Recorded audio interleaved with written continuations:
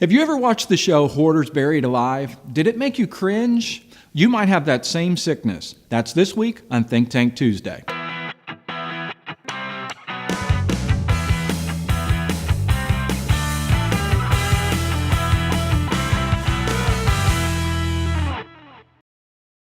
Hi, I'm Paul Potratz, and welcome to this week's Think Tank Tuesday.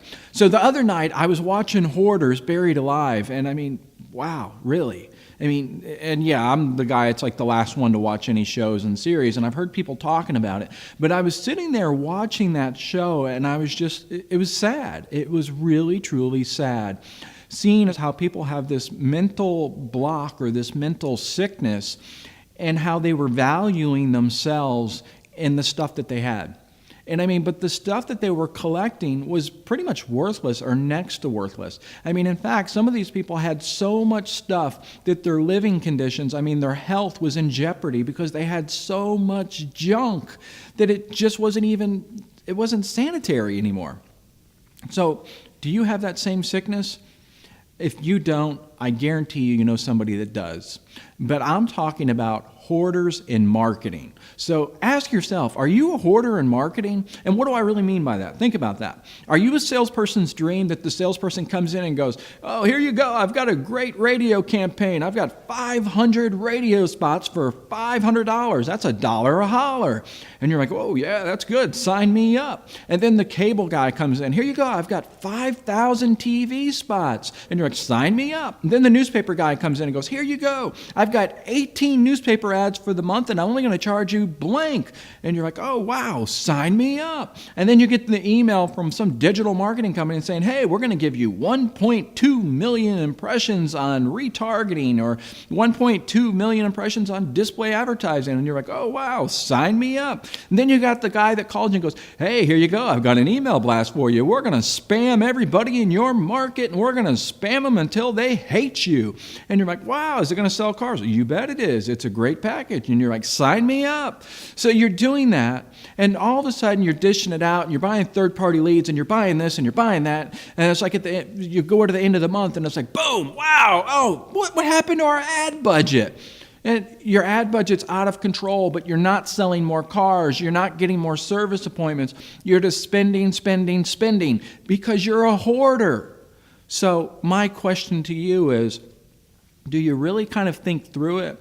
Are you looking at the strategy? Are you building a strategy out?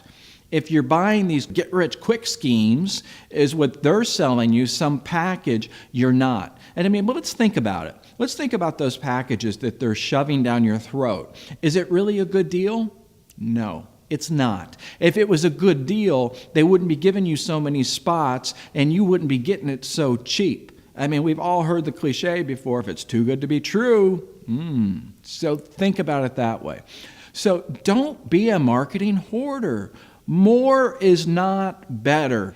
It's not all about the quantity. It's about quality. So when you're building your marketing strategy, you have to look at what is the quality of the spot? What is the quality of the airtime? What is the quality of the placement? Because we're all busy and we're running. And having 100 spots talking to somebody when they might be there and they might not be there is not the way to build it. Because it's going to cost you money. So granted, yeah, those 5,000 spots for $5,000, that the odds of somebody hearing it, not so good. Maybe you take that $5,000 and you buy something like 500 spots or 50 spots or even 5 spots when you know people are tuned in, when you're going to reach people. But before you buy those spots, again, don't be a hoarder even in your messaging. So I'm talking about hoarder, being a hoarder and buying the spots. But what about being a hoarder about putting all those messages out there? You've got companies that are trying to get you to sign up for this basically automated video. And they're like, hey, we're putting hundreds of videos out on the web every single day. And you're like, wow, you're going to do videos, these automated videos, and hundreds of them, they're going to be in the search engines? Oh yeah, sign me up.